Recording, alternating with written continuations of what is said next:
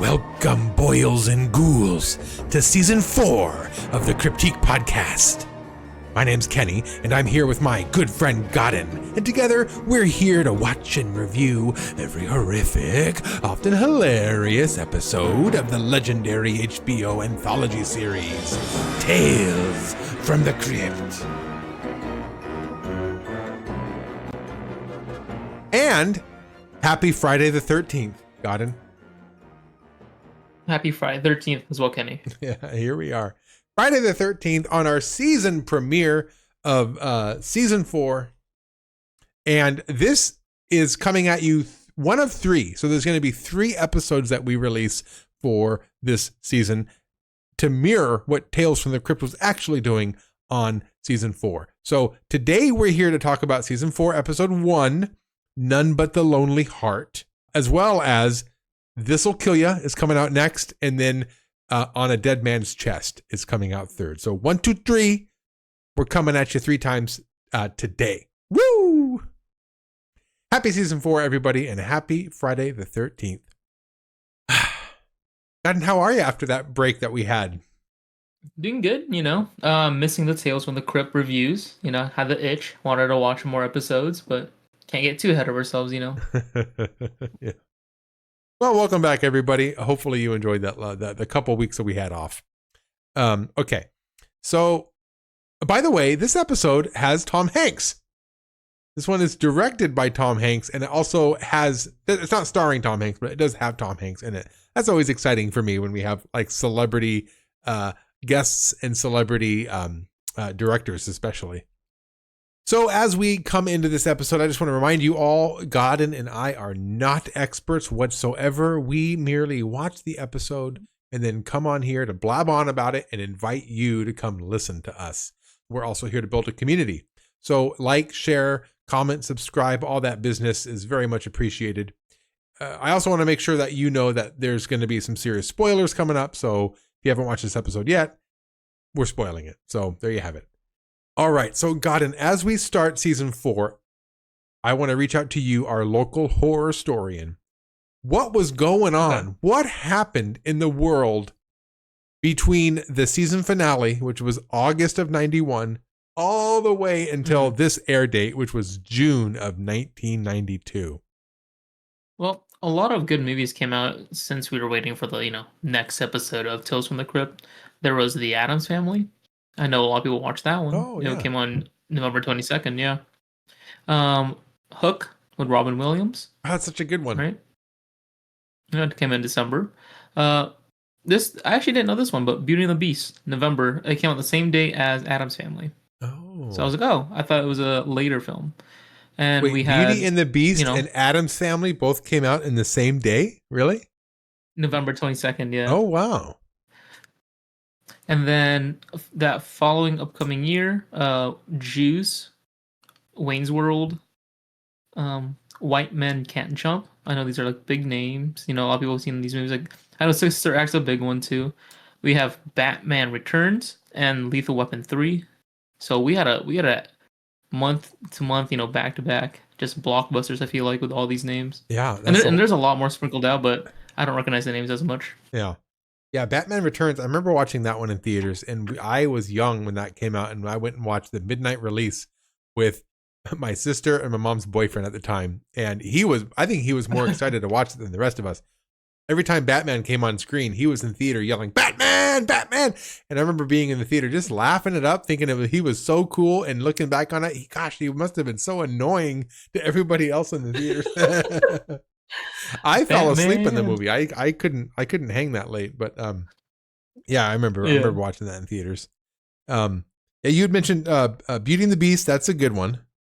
I'm not typically a fan of the Disney movies where it's like it follows a princess. I always liked like the Aladdins and the Lion Kings and the Hercules. I always liked it where they followed male characters. But there's an exception though. Beauty and the Beast I liked, and I also liked Little Mermaid. So there are a couple princess Disney movies that I'll follow. Addams Family was good. I liked that one a lot, and I even liked Addams Family Values, the second one. That was good as well. Oh yeah. Do you have any favorites of the ones that you mentioned? I'll probably just like Beauty and the Beast. Realistically, that's Yeah. one I've seen more recent. You know, like I won't be able to recall how these movies went through. You know, like I'm sure there's a big chunk of plot I'm missing for half of these. So I said Beauty and the Beast. All right. Well, let's move on to what we came here to do, which was to talk about Tales from the Crypt. So let's review the synopsis as told to you by the ancient text, inked in human blood, bound in human flesh on the back of the DVD box set here. None but the lonely heart. They're wed, then dead. A young man kills the wealthy biddies he marries, but some vows must be kept. That kind of paints a picture that's more coherent with the actual plot, because that's actually one of my issues with the episode is the ending kind of comes out of nowhere, but this one hints at it. Some vows must be kept. So that's interesting that they gave I think they gave away a little bit more there than they did on the episode, and for a good thing. I think that's a good thing. All right, so I cooked up a little something here. Here's my my synopsis. Howard makes his living by marrying wealthy, elderly women and then murdering them to collect a hefty payout. But when he begins receiving anonymous letters begging him to stop, Howard panics. Convinced someone knows his secret, he tries to silence the threat the only way he knows how, by killing anyone he suspects might be behind the letters. Yet, no matter how many people Howard murders, the letters keep coming. Who knows Howard's secret, and can they stop him before he strikes again? That was long. I like that one too. That was long, but you know, it didn't give away too much. You know, you and the regular DVD box set. Yes. Gave, you know, some amount of value. Yeah. Yeah. Now, one of the things, I think this is hilarious, by the way, Godden, and I can't wait for this to start, but during our break, Godden said, wouldn't it be funny if I came up with a synopsis that was shorter than the DVD box set synopsis? Yeah. I've been looking forward to these since you mentioned that. So yeah, go. Why don't you lay it out for us? What are you up to, and what's going on over there, and what'd you come up with? Well, yeah, I'm trying to think of something just a little silly at the same time. So this won't be like a consistent theme, or like, because Kenny is going to do the heavy lifting on these synopses. So I'm going to have my own little fun twist to it. But for my little synopsis for this episode is Tom Hanks kills Tom Hanks, and I'm gonna stick with that. I can't wait for these. And by the way, in the description below, if you also want to give your attempt at a synopsis that's shorter than the back of the DVD box, go right ahead. I'd love to collect these. This is a great idea.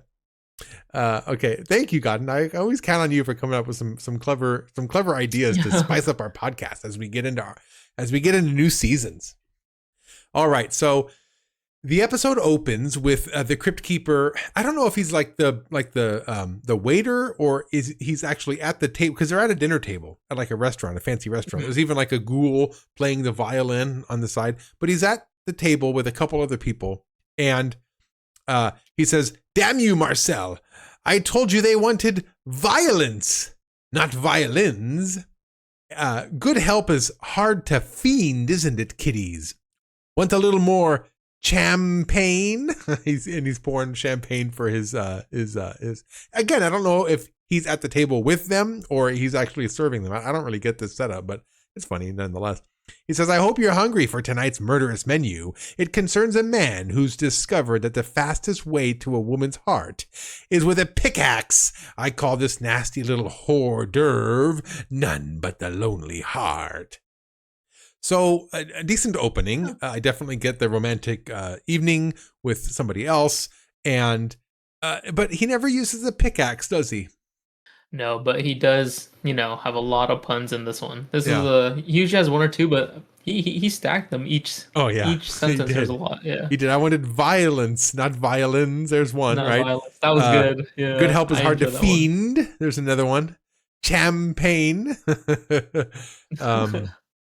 He even has the alliterations with the murderous menu. Yeah, he's got quite a few. I like the hors d'oeuvres. Hors d'oeuvres. Oh, that's right. I missed that one. That seems hard to say. Yeah. Yeah. Hors d'oeuvres. Yeah. Okay, so that brings us to the opening panel, which is our wonderful main character, Howard, here holding up a wad of cash while pushing his elderly bride down the stairs.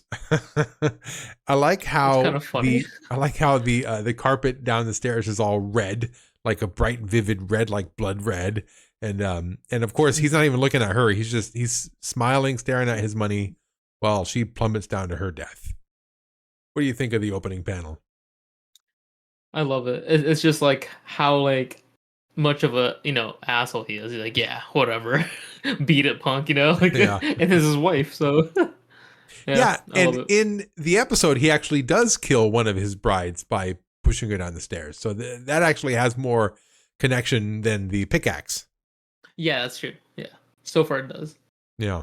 So, and again, that brings us into scene 1 here. So, we're the camera kind of pans across a dinner table. It's at night. It's kind of a romantic evening is planned. You can tell there's flowers out, all kinds of nice plates and china are out, and we get to an old lady who's applying lipstick, and she's not just applying lipstick, Godden. I noticed she's eating her lipstick. Did you notice that? I don't think I did. She's like putting it on her lips, and she's licking her lips. She's licking the lipstick off her lips while she puts it on. Then she actually dabs her tongue with the lipstick, and she's like, Oh, it's like so like she's so like sloppily putting her lipstick on. huh. Okay, yeah. I don't know how I missed that, but that's funny. So this is our it turns out this is going to be our victim 1, by the way, but Howard comes out, and I love how he comes out with dinner for her. It's a plate underneath that, whatever you call that thing that, I don't know, what do you call that thing that you put over the plate? Like I don't even know what that thing's called. I don't know, like a train cover thing. Yeah. Yeah, like a little t-shirt. Whatever cover. We don't have those at my house, so I don't even know what they're called. He puts the food down in front of her and reveals the food that he made for her. And I love how it's like all like essentially mashed baby food. There's like a green mash. There's like a brown mash. And there's like, a probably like a sweet sort of custard mash. It's just all mashed food for this old lady.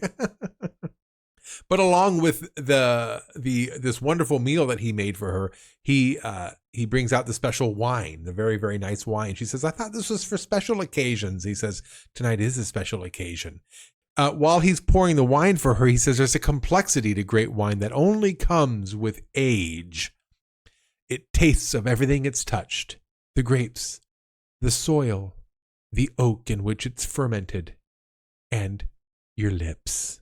Right after she drinks that wine, he says, I have one more thing for you. I have a small investment. And before he can even ask for her signature, she basically whips out the pen and she's ready to sign on the dotted line. So she trusts him very much so with these quote unquote investments, whatever they happen to be. And she says, now there's something you can do for me. And he says, oh, but of course. And he just starts reciting poetry. And while he's reciting poetry, she starts like choking. She falls back dead, and he's still just reciting poetry all while this is going on. He calmly calls 911, and then when the operator picks up, he frantically says, please come, my wife. I think she's had a heart attack. What do you think of this opening scene here? I was enjoying the pacing, and like you mentioned, how they were just fed mashed potatoes or mashed, food in general. I was just like, how old? Like, I started wondering how is he finding these people? Like, as soon as this scene was wrapping up, but the whole line with the wine, he was pretty smooth with it, because she was like, soon like, oh, you still, you know how to capture my heart. It's like one of those like little. It's a romantic episode so far. I'm enjoying, the romance from it. So they do pretty well. Yeah. It's like on the nose. Yeah. And she is enjoying herself with him. And I think that is something the episode touches on, and other characters touch on later on, is the ladies do enjoy themselves when they're with him. So that I'm interested to ask this question a little bit later, but how much of a bad guy is this guy? Because he is, as you learn about his scam that he has going on, Mhm. part of the scam is to make these old women, these old lonely women, feel loved. So there is like a tinge of silver lining to everything that's going on throughout this episode. So I'm glad that you picked up on that so soon, with her being kind of, smitten with him while he recites her poetry. Yeah. Smitten. That's the word. So that brings us to the funeral, which, by the way, this is supposed to be one of his wealthy old lady victims, and there's only a couple other people there at the funeral. Did you notice that?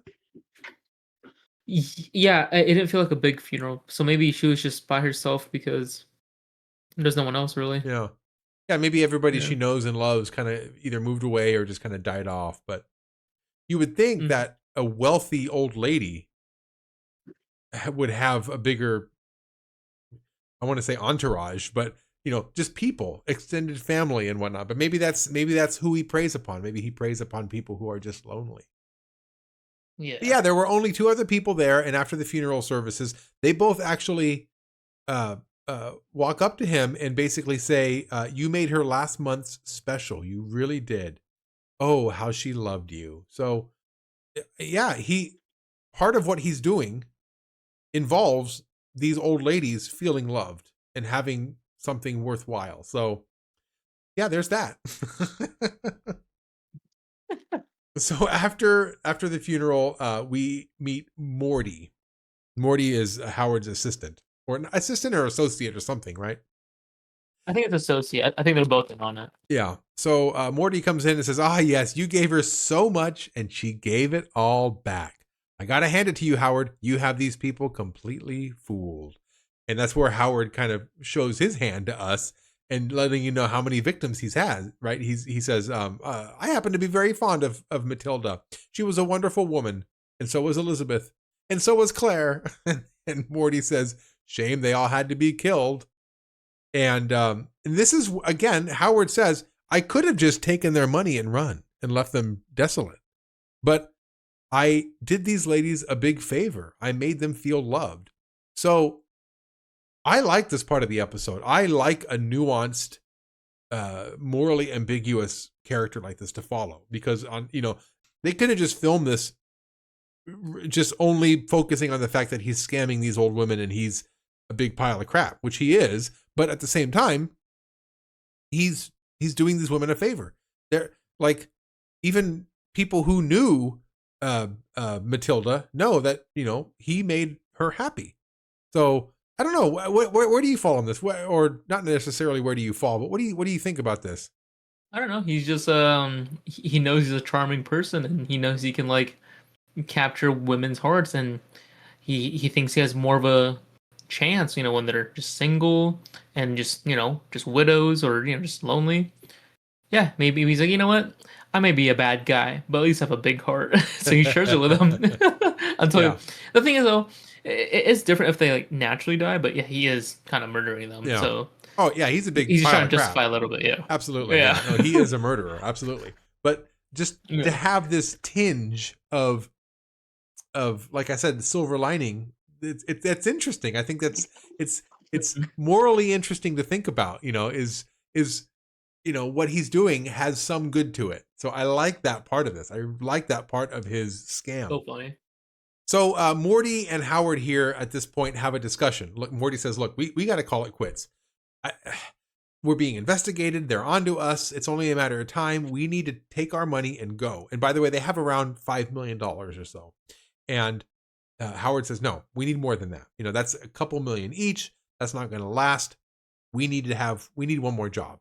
So Morty is calling it quits. He's ready to be done with it. And Howard wants one more. So they leave the graveyard. Oh, by the way, when they leave the graveyard, the camera stays behind and we get the introduction of, I don't know whether to call this character the cemetery caretaker or the gravedigger. I'm not quite sure what he is. I think he's the caretaker. Yeah, I think he's his caretaker as well. Yeah, but I think he becomes the gravedigger as the story progresses. So this anyway, the camera kind of lingers on this guy and he watches as they leave. So right, this is a little tip, keep your eye on this guy kind of a moment. This next scene is where it's revealed to us how Howard goes about his business. He actually watches these what do you call them? Videotape. It's almost like a modern day dating app. Yeah, You get like this VHS tape of a bunch of single people telling you about them. Wouldn't that be an interesting time to be around to watch these videotapes and to select which one you want? I want number 405B. Would you have partake in these if you were in the era?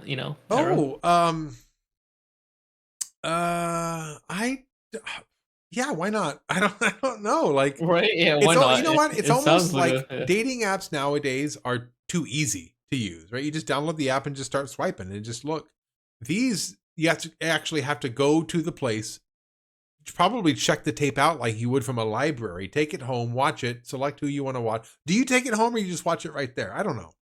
But I mean, he took it home. Did he take? Was it home? Was he watching it at home? Okay. Yeah. I don't know. To me, maybe it would be easier just to go to a bar or go somewhere and just strike up a conversation with the person sitting next to you.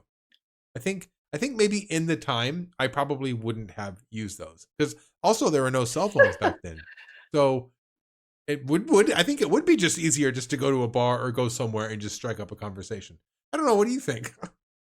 I mean, if I'm like desperate, I guess, sure. If I'm like really not finding anything, why wouldn't I? It just seems kind of funny, right? Because yeah, it really was just how they did more of a mobile dating service. Yeah. So yeah, like a mobile dating service. Yeah. Oh, while he's watching these videos, basically, he's fast forwarding past all of the the younger women, and he stops on. He's basically just watching all the older women, and he finally gets to Effie. This is Effie Gluckman. She's 67 years old, and this is where he pauses the video to actually take out a magnifying glass to look at the ring on her finger. Yeah. And he sees that it's got some I don't know how many carats he said it had, but he could tell just by he's been doing this a while. He could tell just by looking at this grainy television VHS footage. She says, "I'm looking for a suitor. I'm not looking for a companion. I mean, how many times can one see Paris alone?" So this is who he wants, right? She's loaded. She doesn't want a lover. She wants a companion. And he wants basically that diamond ring. So he takes the tape in to the manager of this place, or I don't even know what that person would be. The dating service manager. It's Tom Hanks, basically. This is finally going to be Tom Hanks. Tom Hanks. Yeah. So he gives the tape to him. He tells him who he wants. And the Tom Hanks character responds, "Oh, another mature woman." But they do give a man something special. So even this Tom Hanks character recognizes Howard. Like, "Oh, you again, huh? Another old lady?" So he's been doing this a while. I mean, yeah, 5 million, from just doing that Ponzi scheme, or what do they label it earlier in that scene? It's 5 million already. Like, yeah they've been doing it for a... And so far he's had, was it 3 victims? I think 3 victims. I think so far. So, at least that they said, that they mentioned. Yeah. So yeah, $1 million to $2 million each. Yeah. So he's cashing out. At first I didn't think it was Tom Hanks because he starts talking before he's showing the camera. Uh-huh. So even then, it caught me again because we haven't watched this in a while. This is actually probably one of the first couple episodes that I was introduced to when we first watched Tales from the Crypt. So I was like, oh yeah, I definitely know when Tom Hanks comes in, but nope, clearly I did not see that coming. Yeah, it's a voiceover, and then it shows him. Yeah, this was one of the first episodes that we watched together, and I do remember this one. Now, even the episodes I watched, I'm just going to go out and say this. Even the episode that I remember watching, I often don't remember the twist. I often don't remember a lot of the nuances of the episode. I just remember having watched it. I remember watching an episode with Tom Hanks, and I do remember Tom Hanks' death scene. I remember that. Yeah. So there's a little bit about the episode that I remember, but not a lot. So, it was exciting seeing Tom Hanks again. So this next scene is where we get introduced to Effie. She's talking to her butler, Stanhope, and Stanhope is telling her basically, like, "I tried to tell him there must have been an error, but he insisted on seeing you himself." And Effie says, "Well, let's see what he has to say." So she calls him out and says, "What would you want with," and then he finishes her sentence, "an old woman like you besides your money?" And she says, well, the thought had crossed my mind. And he basically says, look, I don't need your money. I can show you my bank statements, but I think that would be beneath both of us. And just the way he's talking and the way he dressed it does present wealth. Like, you get the sense that he's there for her and not her money. So he's a good actor. He's a good con man. Yeah, he is. He goes on to say that he too wants just a companion. He says, women my age have certain needs that I'm unable to fulfill. Basically, he's saying he's impotent, right? he can't get it up or whatever, what have you. And he goes on to say, and besides, no one wants to see Paris alone. And those were the magic words, right? He used her own words against her. He knew what she wanted to hear and he said it. Did you have anything to say about their first meet? No, he's just so cunning. He's just so charming, like you fall for it. Like even he was getting us, the viewers, like, oh yeah, oh he just got my heart. We're part of her now. It's like Sleeping Beauty. It's a princess tale, but there's a twist. So yeah, it's fun. I'm enjoying the pacing so far from these scenes. It's straight to the point. I don't know. Everything's great so far. Like the chemistry's just great. I was just in for the ride and waiting for any kind of more bloodshed. So yeah, I am enjoying this episode so far as well. Yeah, I did like the whole episode, by the way. The ending, we'll get there when we get there, but the ending did come out of nowhere. Got a little bit of what the heck is going on now kind of thing going on, but we'll get there. Yeah. So he and Effie end up basically spending the day together, kind of hanging out in their in her living room or dining room or something. Yeah. And they're basically chatting all evening, and she tells him, "You're so much more alive than my husband." Of course you are. So her ex-husband, or not ex-husband, but her deceased husband, she's a widow. So Theodore, her old husband, right, had passed away. And at this point, Howard tries to leave. He says, I better get going. And Effie insists that he stay for dinner. To the surprise of Stanhope. Even Stanhope's like, we don't have enough food. He's like, there isn't enough lamb. And she says, make some extra rice and use the good china. So whatever he's doing, it works, right?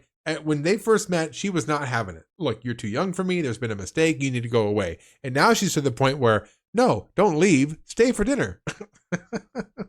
And as Stanhope is getting dinner ready, he comes back to the dining room where there's a big puzzle set up. Basically, Theodore was doing a puzzle before he had died. And he looks at the puzzle and says, I always thought puzzles were a big waste of time. And she says, me too. I've known men twice your age with half your worldliness. I can help you with your condition. And she throws him down onto Theodore's old puzzle, and they make passionate love. Godden, what do you think about that? Yeah, he gives the win what they want. That's what he's there for. Not for the money. For the companionship. Yeah, I noticed that when she jumps on top of him, he grabs her and hugs her. I noticed that he wasn't trying to push her off or like avoid it. He went for it. I think she can help with his condition. So the next morning, they are in bed together, and she's basically telling him, let's do breakfast in bed. And but he gets a letter. A letter gets delivered to him personally. He opens up the letter, and it's handwritten. It says, "Another one? Stop before it's too late." At this point, he becomes suspicious. Somebody knows what I'm up to. They're trying to get me to stop. So he leaves and to take care of business. And Effie says, "Oh, won't you come back?" And he says, "Of course I will." He grabs her hand, and you see him caress her diamond ring while when he grabs her hand. So he's still got one thing on his mind, and it's not sex, Godden. It's not. It's money. Yep. He needs more. So he heads back to Morty's office. I don't know if this is their office.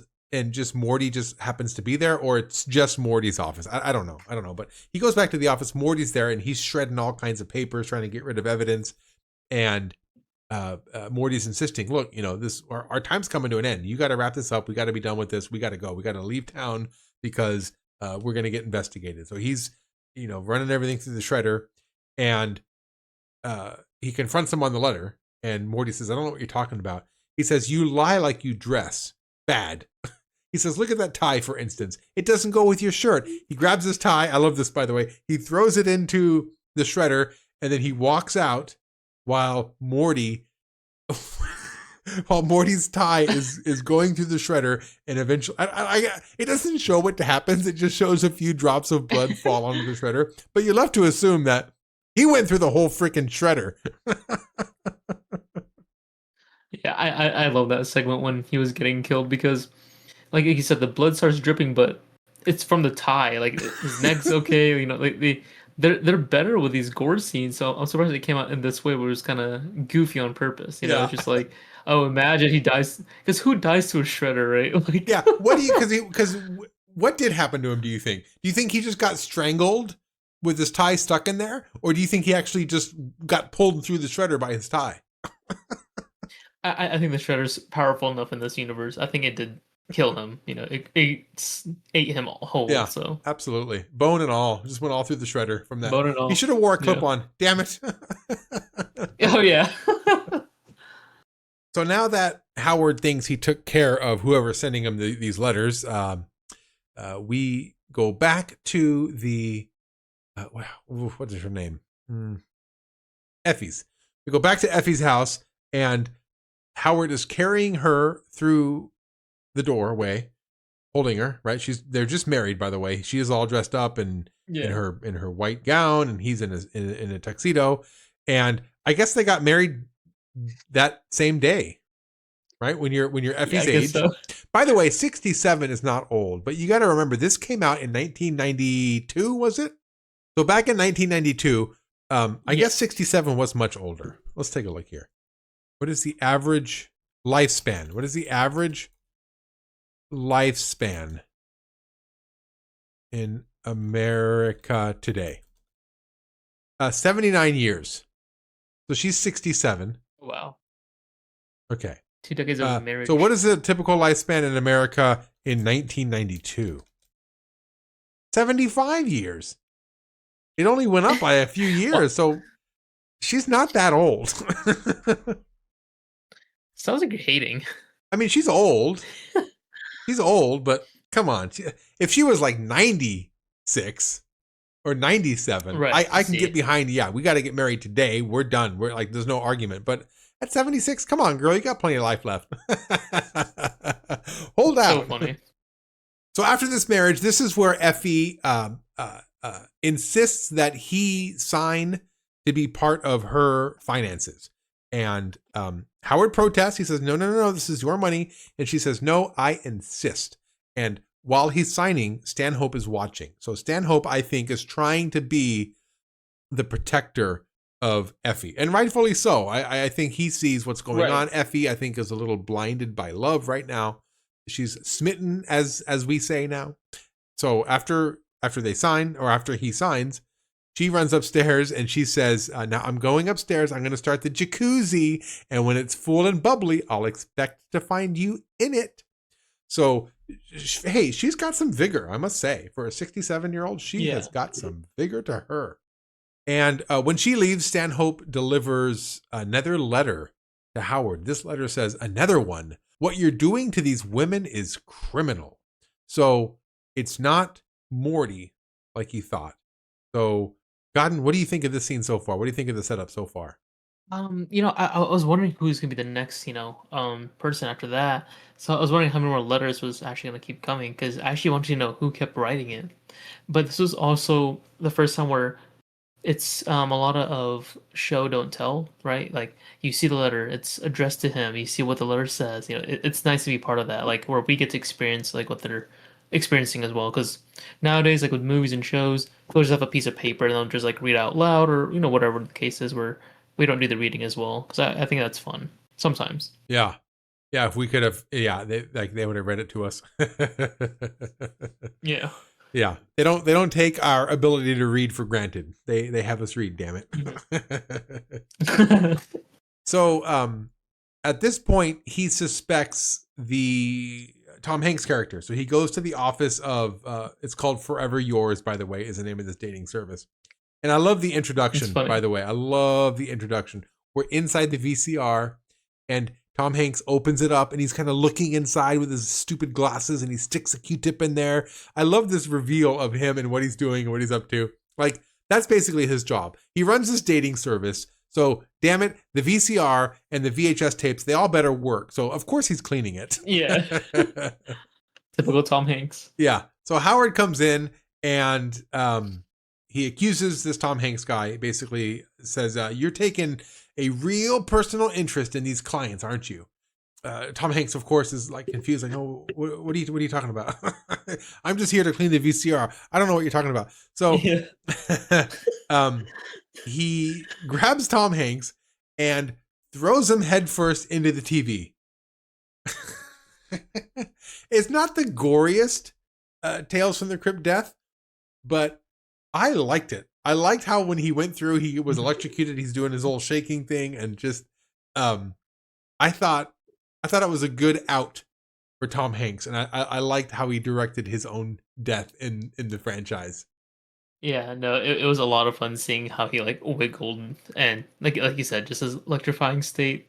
Because that last moment too, Howard like has like a little pan over with the TV remote, and he turns it off, and then the TV turns off, and Tom Hanks just goes still. I thought it was really corny as well. Like, I like that little cheesy like style of death. It doesn't have to be over the top, but it's just like, yeah, that makes sense, right? TV got turned off. Yeah, he doesn't have to be electrified anymore. He's dead. So. Yeah. So, what are the celebrity directors we've had so far? Arnold Schwarzenegger directed an episode, but he wasn't even in it. He was just in the opening segment with the Crypt Keeper. Is this our second celebrity directing? I think so, because we've had a lot of just actor big names on screen, but yeah, for directing, this is the second one, pretty sure. All right. Well, that's cool. So Tom Hanks has that going for himself. All right. He directed his own death. I like that. So from the office, he calls up Effie. He tells her basically, sweetheart, I want you to send Stanhope home. I'm making dinner tonight. So this is the night, right? He's taking his, now that he's got access to all of her funds, he's going to take her out and collect his money. And then off he goes. Actually, he's going to get all the money now, right? Because Morty's gone. So he doubled his original money. So here we go. So back at Effie's place, I want to call it back at home, but it's not his home yet. I guess it is his home, right? He married her. I guess it's his home. Yeah, too. Yeah. So back home, it's his home now. Yeah. Stanhope is still there. Stanhope actually confronts him, and he calls out what he's done and calls out all of his old victims' names, and he says, all your old wives are all dead. What's going on?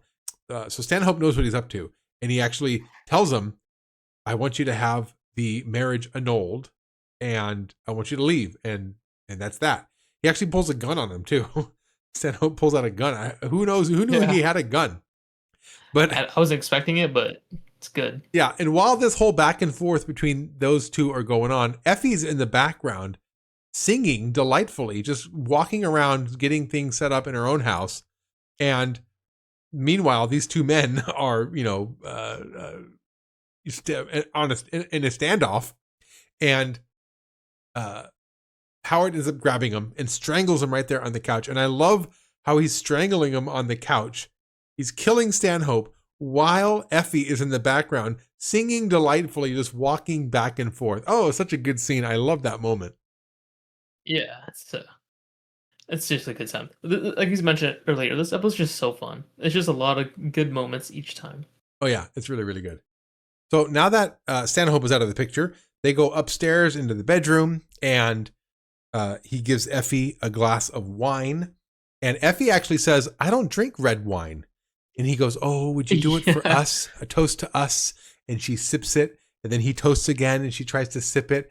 And he toasts again, and she says, you're trying to get me drunk, aren't you? And she drinks the whole glass of red wine. So this woman, she is thirsty. She Yeah, definitely wants Yeah. that Howard D. This is a great moment too, by the way. So she dies, right? Or quote unquote dies. And he calmly walks over and calls the police to tell the police that, his wife just died. He gets on the phone. He says, "My wife, she went into convulsions and then she wakes up back up and she grabs onto him. And while he's on the phone with the police in one hand, he's grabbing her with the other hand, rushing her towards the staircase, saying, she's walking towards the stairs." And then he throws her down the stairs and he goes, "She fell on the stairs. I think she's dead." Oh, and I love how he says, "I think she's dead," before he throws her down the stairs. He goes, "I think she's dead," as he throws her down the stairs. I thought that was a really, really funny moment. Yeah, he's cunning, he knows he's a professional. He's been in this for a while. He knows exactly how to get rid of his problems. And I'm glad they did the whole pushing down the stairs thing, because like that is such a simple trope, right? Pushing an elderly person down the stairs, like they're dead after that. Usually, it's a lot of damage. Because we had which episode was that in season 3? Oh, it was Ease Will Kill You, right? He pushes that landlord elderly down the stairs. Yep. Yeah, he does, and then he paints her with her own blood. Yeah. Yeah. Okay, so the next scene, he's making a call to the travel agency, and he says, "Yeah, I'd like to book a flight to Squinción, Ashantion, Ascension." Yeah, whatever. Like he doesn't even know where he's going. I had to pause it really carefully and spell it out phonetically what he was saying, because he called it like a bunch of different names before he finally landed on Ascension. So he's going. And by the way, Ascension is the name of the place that Morty said that he was going to go. So he wasn't even paying attention back when Morty was calling it whatever he was calling it, because he didn't even know how to pronounce it. So he books this trip, and that's where he gets a third letter. On his way out, he opens up the door. There's another letter taped to the door, and it says basically to meet at the cemetery. And so at this point, we don't know where the letters are coming from, right? He thought it was Morty. He killed Morty. He thought it was the Tom Hanks character. He killed Tom Hanks. It could be argued that maybe it was Stanhope, but Stanhope is gone now, and he's still getting this letter. So this is where we get our big reveal. So at the cemetery, we learn that it was the caretaker, that gravedigger character all along, who was sending these letters. And basically he's saying, all these ladies, all these women that you were with, we're so grateful to have one last taste of life with you, that they couldn't be without you. And he says, "What did you say to them? What did you do? I want you to teach me." So this little gravedigger character actually wants to learn, right, how to swoon these women, because he wants to also be a ladies' man. Howard's not having it, though. Howard kills him with a shovel. I love how he kills him, by the way. He takes the shovel and he rams it against the wall, and with him wedged in there to cut off his head. So again, this plays with the idea that what Howard was doing wasn't all bad, because of how happy he made all the women. And even this caretaker character recognizes it and wants to know. So it plays with it blurs the line on how good versus how bad this character is. I like that about this episode a lot. So Howard tries to dispose of the body. He opens up the coffin to put it with Effie, but Effie's gone. Effie's not in her coffin. And that's where we get revealed all the zombie corpses of his previous brides are all still there, and they want to live eternally with their husband, with the man who made them so happy before their deaths. So this is where I have issue with the episode. I had a lot of fun with this episode. Every single scene, all the dialogue. I had a great time with this episode. This point right here, it loses me. What the heck? Like, there was no indication that there was anything supernatural going on here. There was no voodoo, anything in the background. There was no like, oh, this is a love bracelet, and nothing of that nature took place other than them taking these vows of marriage and these ladies dying happy. So I just don't know why they come back. Like, according to the plot, they come back because they want to be with him eternally. And at least the synopsis on the back of the DVD box set mentioned that. But like, in the context of the episode, it makes no sense. And this is where the episode lost me. Now, provided the practical effects on these women and their corpses is phenomenal. I especially like the one where her eyeballs falling out of her socket. Oh, it's so good. It's so good. Yeah. That was my favorite one too. That might be the first wife. That might have been the first one. Yeah. Yeah. But like, why? How? For what reason? I don't like this ending. It's so out of left field, and it just, unfortunately, the last impression is what sticks with you the most. So by the time this episode ends, I got to be honest with you, I wasn't super happy with it. What did you think, Godden? But honestly, I liked it. It's kind of left for us to see how, what happens to him. Like, do they just kill him so they get his like corpse as well, or maybe they don't even kill him? It's just the fact that they're just never gonna stop trying to be with him, and they just want that romance, that love he provided, when they were alive. So I'm not too sure, but I definitely love the first bride the most. How she was just all skeleton and just maggots and just dirt. So it was really fun to watch that. Yeah, no, they looked great. They looked great. I'm thinking, if you want to make this episode similar, wouldn't it be? I think it would have made more sense if maybe part of his grooming process, part of his manipulation process, would have been to, I don't know, have just some, like, maybe a voodoo book that he found somewhere and just say, oh, Effie, I love you so much. And maybe touch this book and say, I love you so much that I promise our love will never expire, or our love will always stay forever. I don't know. Just maybe if he was just kind of loosely using some sort of voodoo something to express his fake love for these women, and having it come back to bite him in the butt at the end, I think that would have been kind of fun or interesting. It kind of would have offered more foreshadowing to the end, because the way we got the ending was just, I'm sorry, but it was lazy. It was very, very lazy, because I kept waiting for, like, okay, who is sending these letters? What's going on? How is this all going to come into play?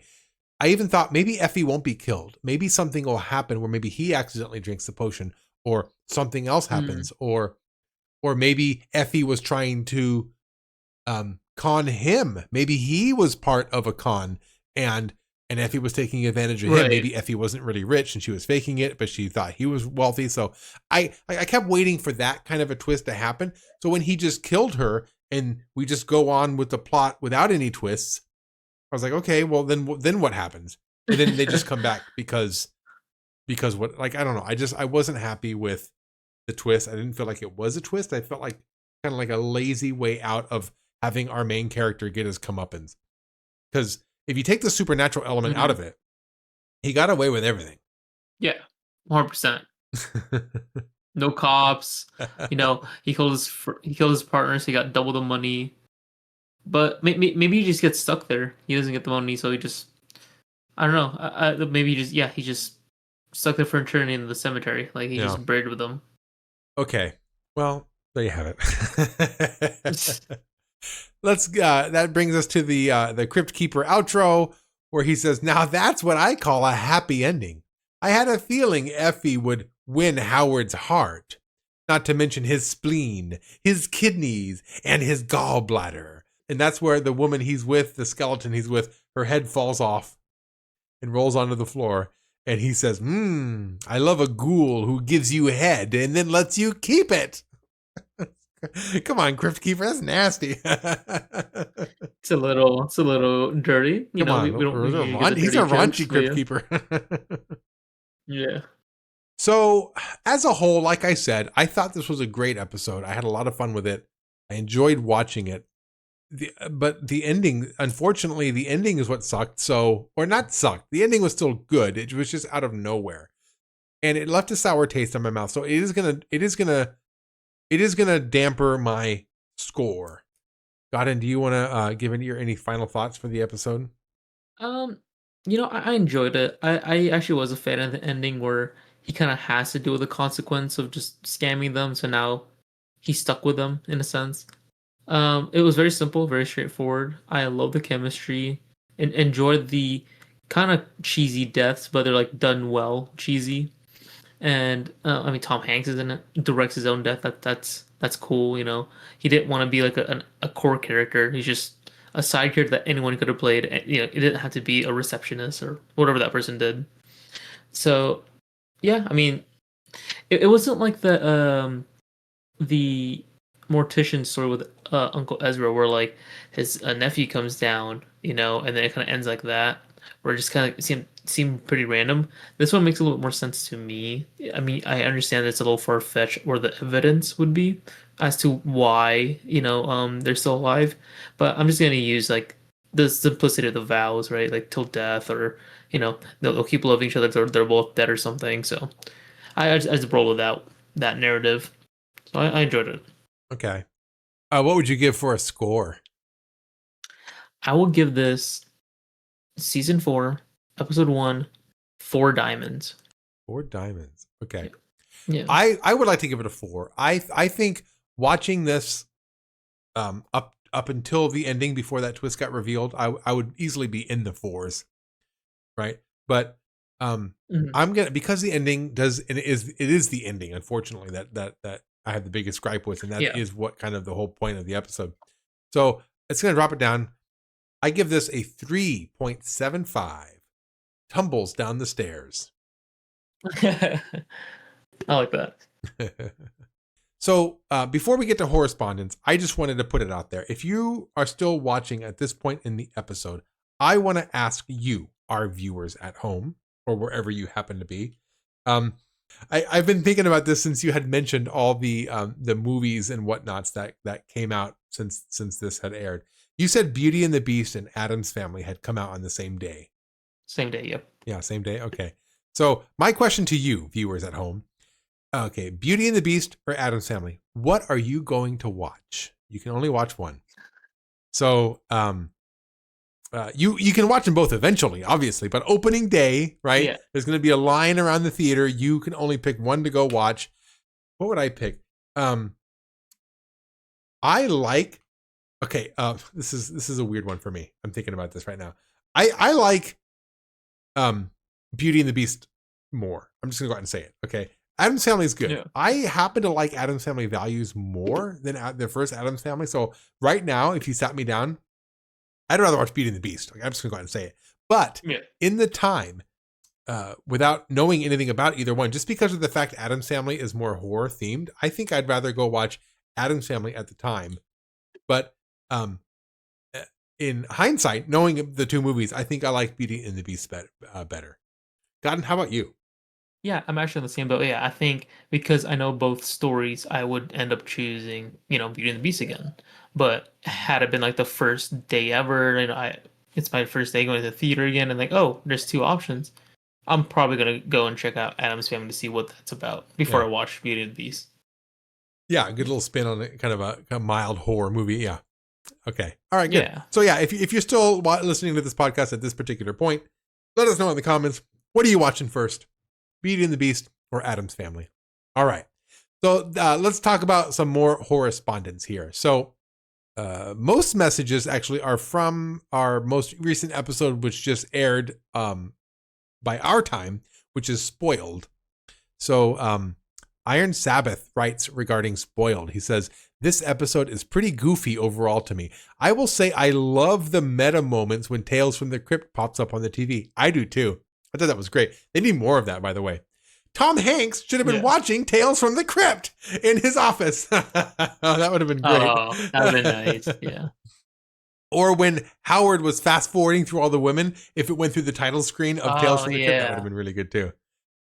He goes, Iron Sabbath goes on to rate the episode 3 out of 5. He says, it's fun, but it leans a little too much on the ridiculous side. I actually find the ending fun and clever, and it bumps it for me.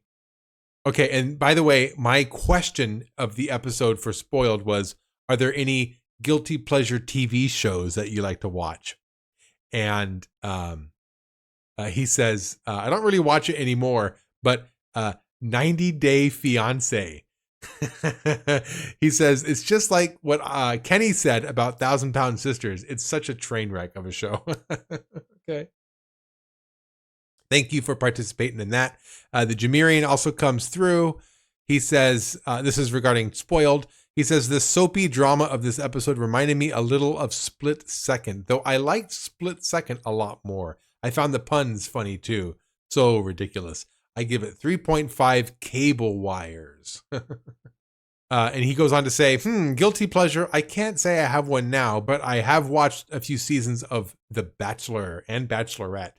I never watched those. Have you watched those ones before, like The Bachelor or 90 Day Fiancé? Have you watched those types of shows? No, but I just took a guess on what I think it's going to be about from the title, but no.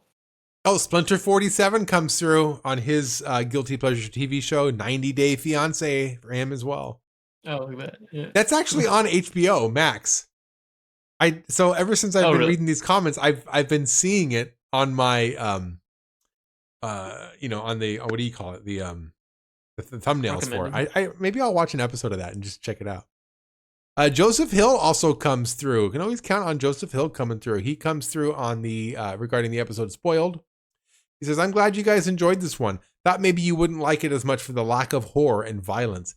It's just a fun, silly episode. It might not have a lot of Tales from the Crypt elements until the end, but that's okay. Plus, it's good to have a little variety, so it's not always gore and murder. I tend to like the more comedic episodes, so I've watched this one a few times. I agree. I like the ones that have a little more comedic flair to them. Oh, and he goes on to rate the episode 4.5 Cottontails. Oh, what a great rating, Cottontails. He says, guilty pleasure, I'd say maybe Degrassi The Next Generation. I never heard of Degrassi. On the surface, it looks like a teen drama show for young girls, but it's actually pretty good, and most of the plots are more for mature and adult audiences. Oh, okay.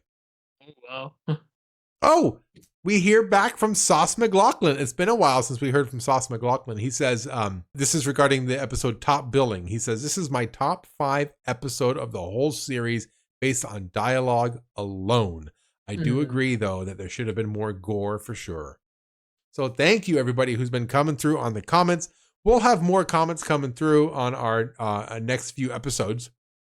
So hang tight. If we didn't get to you, we'll get to you eventually. And with that wrapped up, that brings us to shoutouts. This is all going to be linked below, but still we have much love in our hearts for Creeps of the Crypt, Haddonfield Radio, Return, Revenge, Resurrection. So if you haven't got a chance, check those out. There's plenty more linked down below. If we see or come across any other nice, good horror podcasts, we'll be sure to shout them out.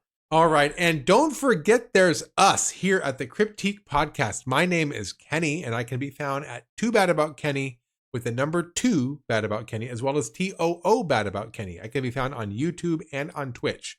I stream video games. And I also review books and movies.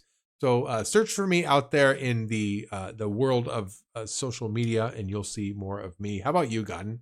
Well, all I have at the moment is just a Twitch. I occasionally play games. I haven't really picked up any lately, but you can find me on Twitch at UAPPO6. And if you do, just let me know you know who you are. And if you were a fan of Tales from the Crypt, that's how you found me. And we can always chat about Tales from the Crypt as well. Doors open. Yeah, it is. Yeah, it is fun to have people come through and just chat about. Yeah. I've had people come through and chat about movie reviews that I've done, or most recently I've had a chatter come through who chatted with me about Tales from the Crypt. I don't mind. Yeah, I don't mind. I love chatting with people out there. So yeah, come on through. All right, so stay tuned, kiddies, because this isn't just one episode that we're going to be talking about. We have 2 more episodes coming out today. Today, kiddies. If you haven't had enough of us, you can come back and listen to This'll Kill Ya, as well as On a Dead Man's Chest. The first 3 episodes of season 4 coming at you back to back to back. And until you click on the next video, kiddies, we here at the Cryptique Podcast wish you all sweet nightmares. Well, how was that for a scream, boys and ghouls?